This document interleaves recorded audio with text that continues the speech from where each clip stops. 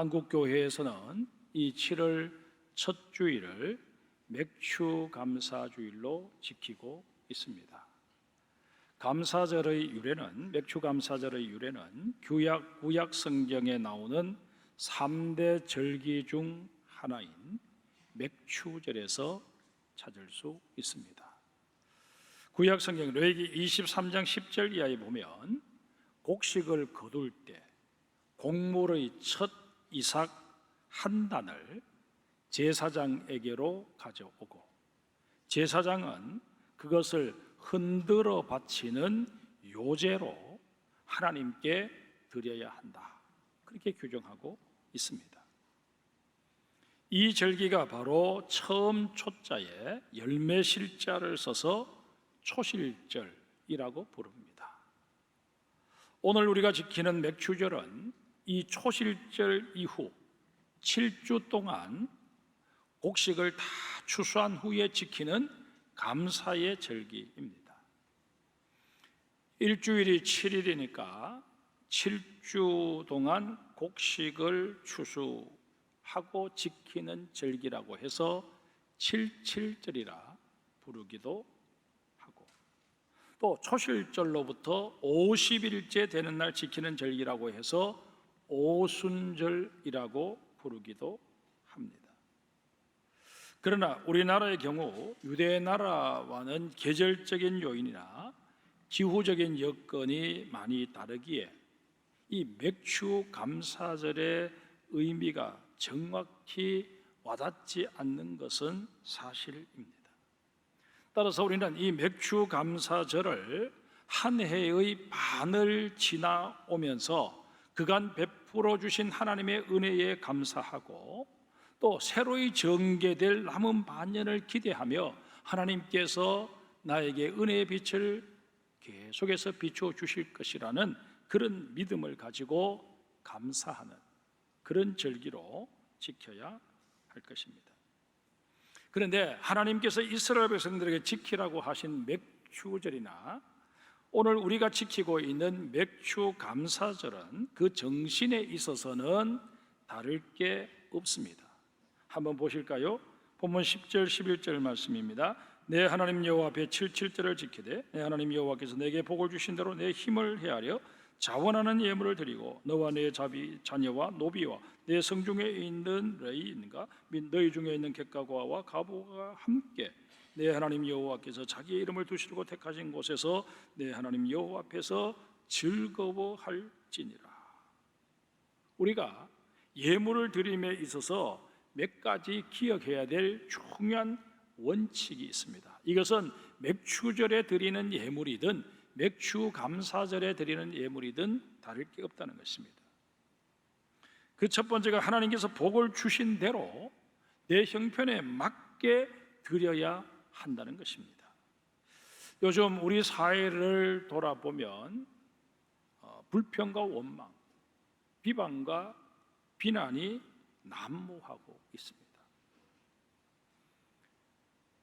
분명 우리가 지금 살아가고 있는 이 사회는 정말 하나님의 은혜 속에 풍요를 누리고 있음에도 불구하고 이 세상을 살아가는 우리의 삶의 자세는 전혀 그렇지 못하다는 것입니다.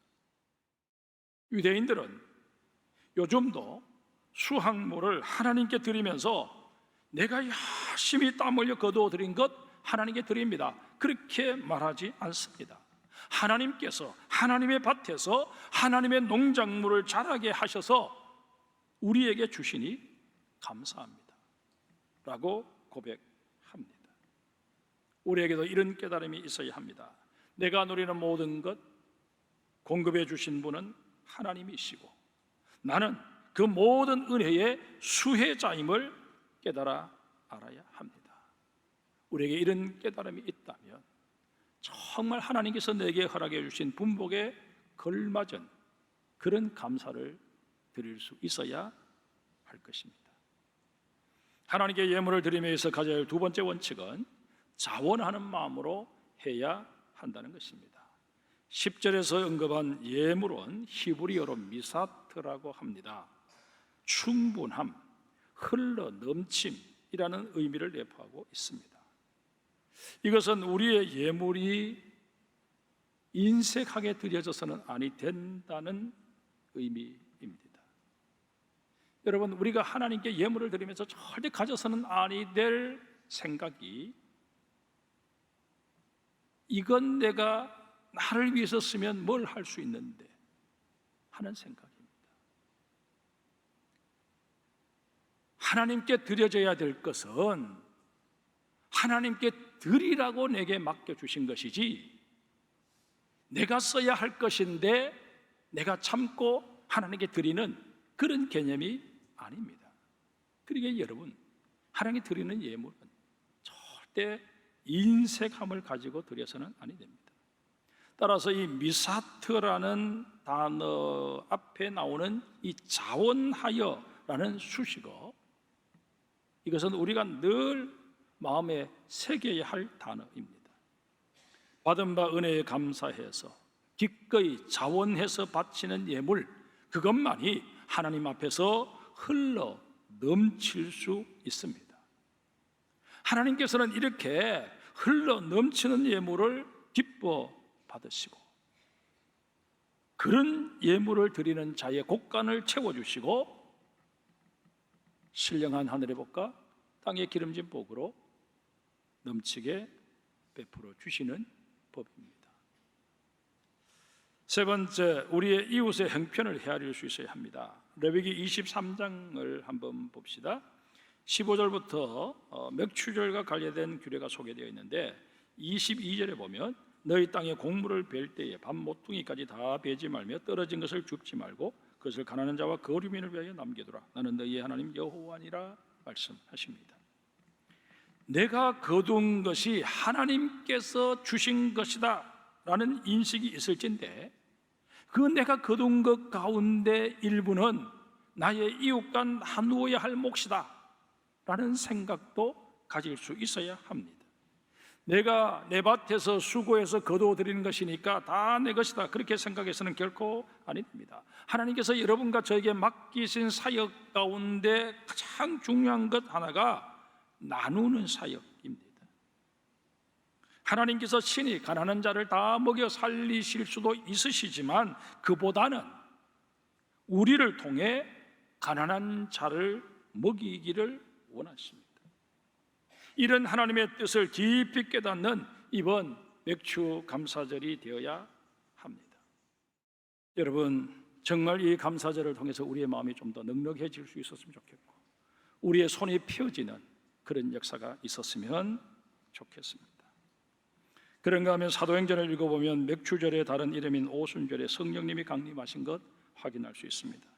인류의 죄를 대속하시고자 십자가에 달려 돌아가시고 부활하신 후 승천하시는 우리 예수님, 우리에게 성령 강림을 약속하십니다.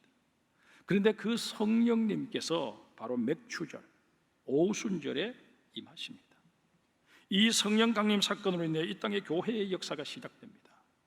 따라서 맥추 감사절은 우리에게 교회 공동체를 허락하신 하나님께 감사하는 절기입니다. 그리스도인 우리에게 교회가 갖는 의미가 무엇일까요? 우리 그리스도인에게 있어서 신앙 교육을 책임져주는 어머니 같은 곳이 바로 교회입니다. 또한 교회는 믿음으로 하나 된 형제 자매들이 사랑을 훈련받는 큰 가정이기도 합니다. 그뿐만 아니라 교회는 말씀과 성례를 통해서 주님의 뜻이 이루어지고 머리 대신 예수님께서 명령하신 바를 실천하는 그리스도의 몸이요 지체입니다. 교회는 성도 개개인이 할 수 없는 일을 힘을 합해서 함께 이루어가는 신앙 공동체입니다. 맥추절은 이런 교회를 우리에게 허락하신 하나님께 감사하는 절기입니다. 여러분, 우리에게 주어진 모든 상황들, 내가 어떤 시각으로 바라보느냐에 따라서 그것이 불평과 불만거리, 원망거리가 될 수도 있고, 전혀 그렇지 않고 하나님 향한 감사의 제목이 될 수도 있다는 것입니다. 우리가 당하는 상황이 중요한 게 아닙니다. 그것을 바라보는 우리의 시각이 중요합니다. 사랑하는 장성교회 성도 여러분, 우리가 하나님께 드리는 감사의 예물은 하나님을 향한 우리의 사랑을 측정하는 척도입니다.